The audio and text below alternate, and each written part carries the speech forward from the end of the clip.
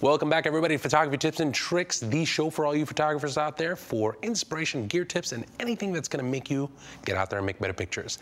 My name is RC, and this week, what we want to do is we want to kick it off with none other than Mr. Scott Bourne himself, talking about all of the new features inside of the Canon 5D Mark III. Scott, what do you got for us? Hey everybody, RC here. Now obviously you guys know that I'm a big Nikon guy, right? So I shoot the D4, really excited with it, very, very happy with it. However, in interest of fair time and fair awesomeness, we have to talk about the 5D Mark III because they have really put out a phenomenal piece of equipment here. Now, I like Canon cameras, I shoot Canon cameras, you know, I can kind of get around them, but not to the level of degree that I would probably do it on a Nikon. So I thought to myself, who better to be able to get that's out on the field and working on all of this stuff, fresh from Alaska, Mr. Scott Bourne. What's going on, man? How you doing? I'm a little cold. You're gonna. It was cold. Now, one of the things that I like about what you do is that you immerse yourself in a lot of this kind of stuff. Like you don't just look at the camera and the technology and things like that.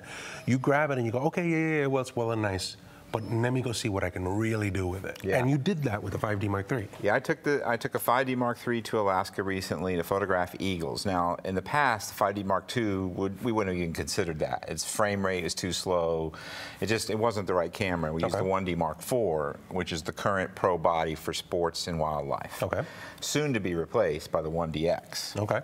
But I thought I'd test the 5D Mark III, and boy, let me tell you something. Happy? I'm going to say this. I shoot Nikon as well, but Canon shooters, there's a lot of rejoicing happening. You want to upgrade to this if you can afford it. Now, the three main areas that I think that are relevant to this conversation is I shoot eagles. I don't know if they can see the eagles on my iPad. So that's a bird?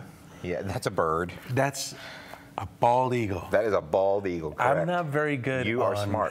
On animals. That is a juvenile bald eagle about to become an adult because you see the finger. So I like that. This stuff here, I shot a lot of it with this. About 82 to 92% of my shots on the trip were actually made with the 5D Mark III, even though I had a D4 and a 1D Mark IV. Okay, so tell me, what about it was helping you on the eagle shoot? 6 frames a second.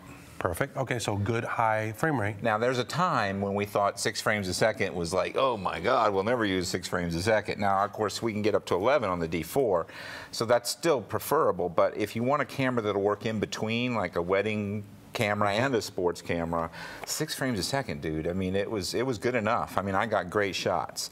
The other thing I want to talk about is awesome autofocus. Okay. I've owned yes, I'm old. Every single Canon, DSLR, SLR, period, from the old days of film on up. This is the best autofocus Canon's ever made. Huh? And I'll tell you why real quick. 61 autofocus points. Okay. 61. And the controls in the back allow you to set the autofocus in a way that makes sense so that you can pick what you're doing, like case 1 will be for versatile multi-purpose shooting. But you can scroll down, and if you're shooting eagles. That's right. I saw that, case 5. Erratic subjects moving quickly in any direction. Also works on kids. So you no longer need to know the physics behind the autofocus like you used to. You just say, this is what I'm shooting, and it sets it for you. It lets you control which autofocus points are working. I like the analogy that you made about the bird coming towards you. Yeah, that's the truth. Now, when you're photographing objects coming towards you, any autofocus system, Nikon, Canon, Pentax, it doesn't matter. That's the hardest thing for it to do well, is to catch something coming to you. So I started shooting eagles that were flying straight at me with this camera, 92% in focus. Nice. Now, that's a very high percentage of a moving subject from a boat. I mean, and then you can tell in the pictures, like we're looking at some of these pictures that you had, and some of the stuff here we go. That's a guy flying two feet off the ground. That's amazing. Amazing Here's one stuff. Just tack sharp, almost coming straight at the camera. Right. So the autofocus is by like an order of 10 times better. Okay. And then the third thing... Speed, autofocus. And the third thing is video. Now, we all know the 5D Mark II kind of made its bones... Yeah, it was the gold standard. ...as the video camera. That's right. But what people forget is that was an accident. Right. It wasn't like Canon sat around and said, yeah, this will become the video camera of choice. It just, they didn't put controls on it to really help video shooters. Right. That was all done in the post by other people. Now the 5D Mark III is set up for video. You've got a dedicated video button. You've got a way to monitor your audio. You've got mic jacks, so you no longer have to rely on the crappy camera mic. And you can do uncompressed out, which is very important to people that work on monitors, because they were getting a crappy little picture. Now you can see the full picture. So the video ergonomics to actually shoot video, I know not everybody's interested in video, but if you are interested in video, they've made it much easier. They've moved the dials around a little bit better. It's more like the 7D in terms of where the buttons are. There's an on and off switch on the left instead of where it used to be. It's a little easier to move around the menu. The LCD and is ergonomics brighter. is key. I mean, when you're looking at that, you want to make sure that everything is exactly where it needs to be. Yeah. So that part I think is really, really good. Frame rate, incredible autofocus. Maybe the best autofocus out there, period. Wow. Now the only negative, and this is a big negative, is the price. Wow, okay. Yeah, this puppy's $3,500, which is a lot more than the 5D Mark II was when it came out new. It's $500 more than the D800. Oh, okay. So the price, that's a little prohibitive. That's going to be an issue for some people. But from a quality standpoint. From a quality standpoint, if you're asking, if you say I got the money, is it worth it? Yes. Nice. And in fact, I bought a bunch of them. Now, if people want to see more of these images, where do they go to be able to see these? Okay, well, I'm on photofocus.com every day, of course. And then I have changed scottbourne.com to be a place where I'm publishing Creative Commons versions of my photographs. So a lot of these are there. I'm on SmugMug. I'm on Pinterest as of yesterday. Nice, very cool. Thanks to the Kelby folks. So yeah, that'll work. Or just follow me on Twitter at Scott Bourne. Perfect. Great. Scott, thanks so much for coming by. Thank you, buddy. Hey folks, Moose here. A little birdie told me you want to learn wildlife photography. We're going to talk about everything from the basics. How do you find critters? What brings them in? I'm going to cram in more biology in this program than you could probably imagine. Because when you take that biology and combine it with that technology, the camera stuff, you come back with great images. What works for background, what works for exposure, the incredible, most important secret, the perch. We're going to talk about camera settings, we're going to talk about flash settings, we're going to talk about camera placement, we're going to talk about short lenses, long lenses. I'm going to help you incorporate it to wherever you live, be it in the middle of an island, in the mountains, the desert. Yep, I'm going to invite you to come to my home, my office, spend some time, learn some of my friends and neighbors how to take the best portrait of them possible. This is an exclusive you're going to see only on Kelby Training, so come along into the great jungle of my backyard.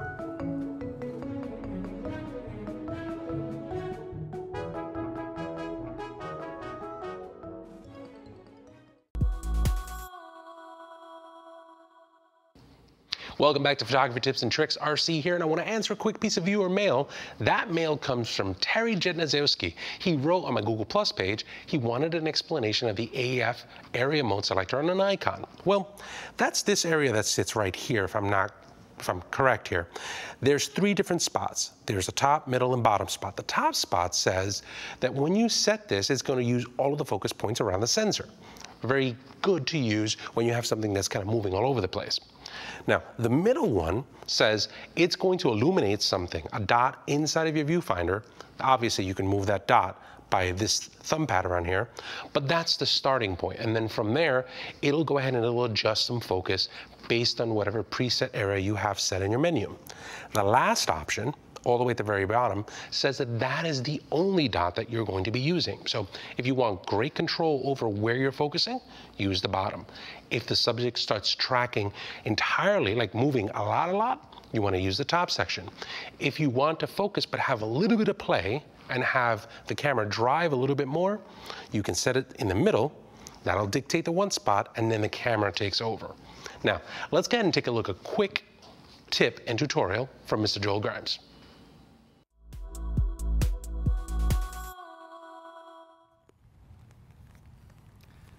Well, hi everybody. I'm on location here with Joel Grimes, commercial advertising photographer, Photoshop artist, and the guy who makes me hold up the incredibly manly umbrella. Anyway, we're on location. Joel's doing some classes for Kelby Training, and part of what you do is you do a lot. Your backgrounds for compositing are a lot of HDR photos. Yes. HDR is really probably one of the greatest inventions that we have today available for us in terms of the digital photography side of things. So it really is getting detail in the highlights and getting detail in the shadows all in one capture. You can't do that with one capture, especially in a situation like this. So Ansel Adams, in fact, tried to do that working with the zone system on film years ago. But he had maybe a very short limit that he could work with in terms of expanding or contracting. But we can do that through HDR. It's very simple. I typically do a 5-stop bracket range. My camera only does a 3-stop. The good news is I can do a 2 under, 2 over, but for me, I want at least a 5-stop range, sometimes a 7-stop. And so what I do is my camera's set up so that every 3 clicks here equals 1 stop. So you're basically your exposure compensation. Every 3 clicks is a third, and a third. It basically gives you. Yeah. So I'm changing, by the way, my shutter speed, not my aperture. Yes. Okay.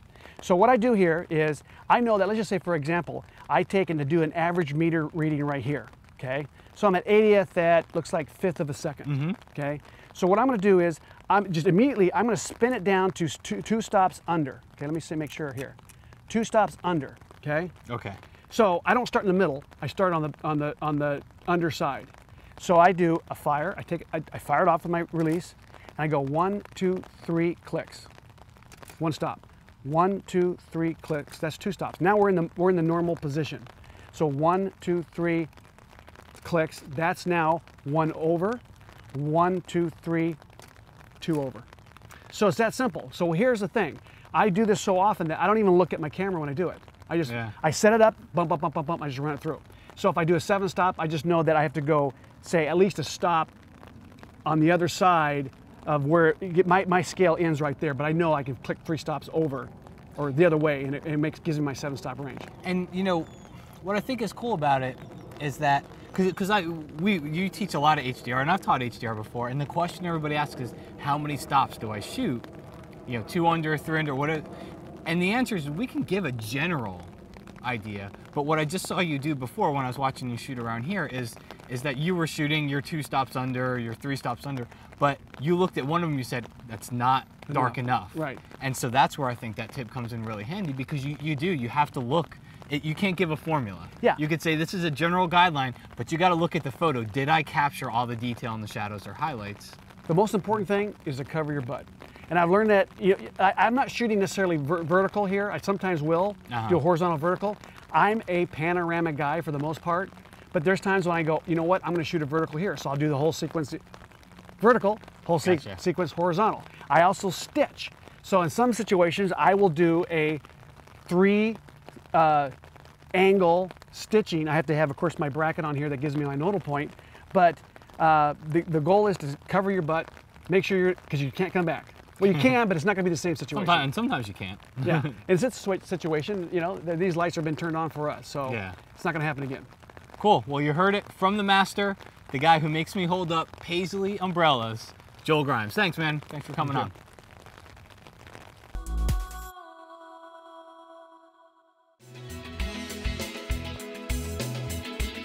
The best way to describe my philosophy is that I don't use light to light my models. I use light to paint my models. My name is Frank Dora, and join me on Kelby Training for my new classes on being creative and getting the shot. So in these classes, I'm not going to show you only about techniques. I'm going to show you how to use the light meter, how to meter several scenes. But what I'm going to show you more is how to create interesting images and how to make the most of your locations. I'm Frank Doorhoff. Check me out on kelbytraining.com for my new classes.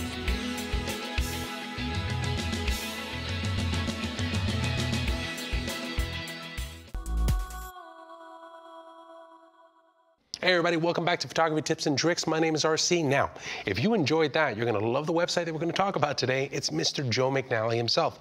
Make sure you take a look at joemcnally.com/blog. This is where Joe talks and gives incredible insights on all things photographic. This is the place to see and it's all over at joemcnally.com/blog. Now, we have an ebook deal we want you to keep in mind too. Brian Smith has made a great book. It's called The Secrets of Great Portrait Photography, and you can get it for 40% off. Go to peachpit.com/KelbyTV and enter in the code KelbyTV. This is only for you guys. If you want to get 40% off of this great book, that's where you're going to go do it. Now, contest time. This is one of my all-time favorite books, Joe McNally, and this is going to be yours. All you have to do is go to kelbytv.com/contest. Select the show that you're watching. Obviously, you're watching Photography Tips and Tricks. Leave a name, leave an email, leave a website. Tell us something that you'd like to see. If there's anything that we can help you with, we'd be more than happy to do so. Guys, thanks for stopping by. Hope to see you next week here on Photography Tips and Tricks.